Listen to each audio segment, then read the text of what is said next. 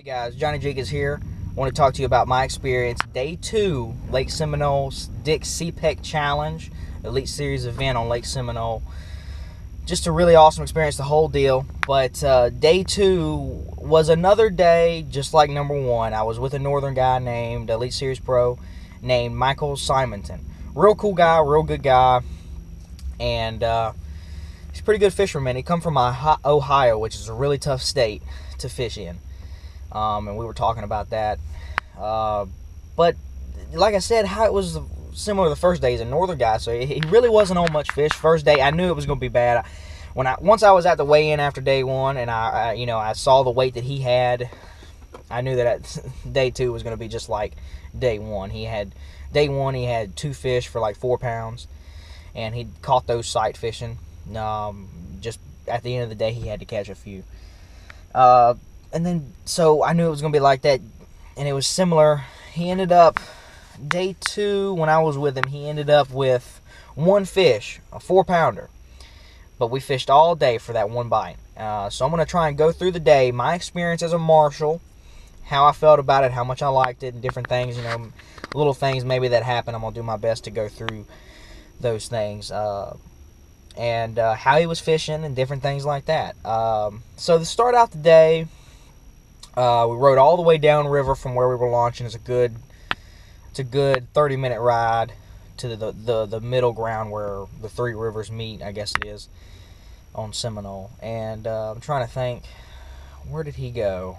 First things first. He did a lot of the same stuff. He was just trying to sight fish. He was trying to get around fish that he had saw on bed in the morning. And I think that's where him and that northern guy kind of went wrong. So, I'm trying to remember. It really wasn't anything special. Like I said, it was a lot like day 1. If you haven't seen that, I'll leave a link right here towards the end of this video. I'll probably do it right here so you can check it out. But, it's just interesting to be with these guys, these elite pros. You pick things up, even if they're not real intrinsic things and real tips. And, because I've talked to a lot of pros. I've got several of their numbers, and I keep up with them from time to time. And, talking to pros, I've been through the Bass University before, stuff like that, talking to pros and picking up things here and there, not as much as I used to, but you still do. And but it's just, you always can pick a little something up.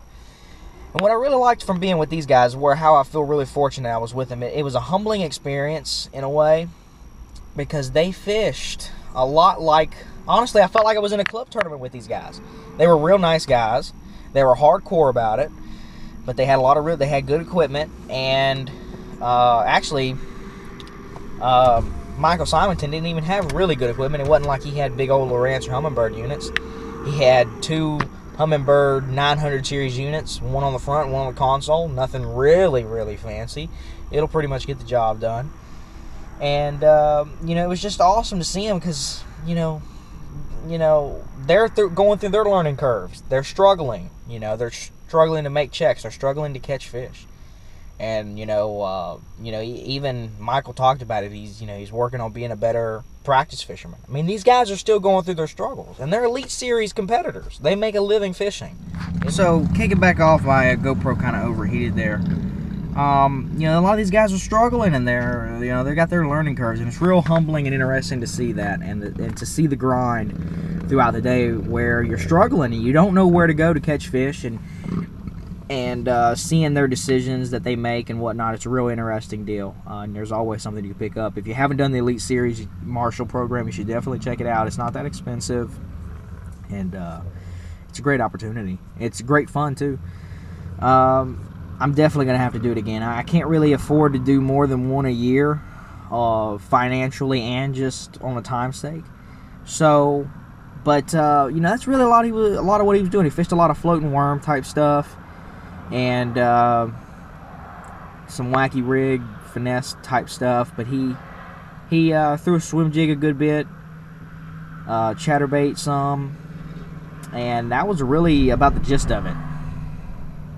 From what I remember, he pitched some soft plastic. He caught the 4-pounder somewhat early in the morning, probably the first 2 hours of the day, fishing in the same area that BJ was fishing too. I think they kind of talked about it together. I'm not sure, but it seemed like they did, and they knew each other pretty well. So, you know, they were right in the same area, and he was doing a very similar thing to what BJ was doing in that same area too. He caught him on a rattle trap, Strike King red eye shad, gold chrome. No, it was gold sexy shad. And it was just a fun day, seeing him go around and make these decisions, fish these places, and kind of why. You can always ask him questions and stuff like that. But you know, that's really about it for the most part. I really don't have much to say about that. You know, the decisions he made, some of them I can already see. If it was me, it would have been a lot different. Some things he did and whatnot. But hey, that's fishing styles. And the one thing about fishing, there's no absolutes. And that's definitely how day 3 went. It was a humbling experience watching this guy, Brett Height, leading into the tournament. It looks like he's going to freaking bomb the 3rd day for the most part. And he came back. It's just unbelievable. So that's enough all I have to say about that. They're all good guys, BJ and Michael and Brett. But, you know, when push comes to shove, you got to fish hard always, and you got to keep learning. You got to keep trying, and these guys never stop trying. They never stop trying. So it's you know, it's one of those things. But anyways, that's enough I have to say about day 2. That's really about it.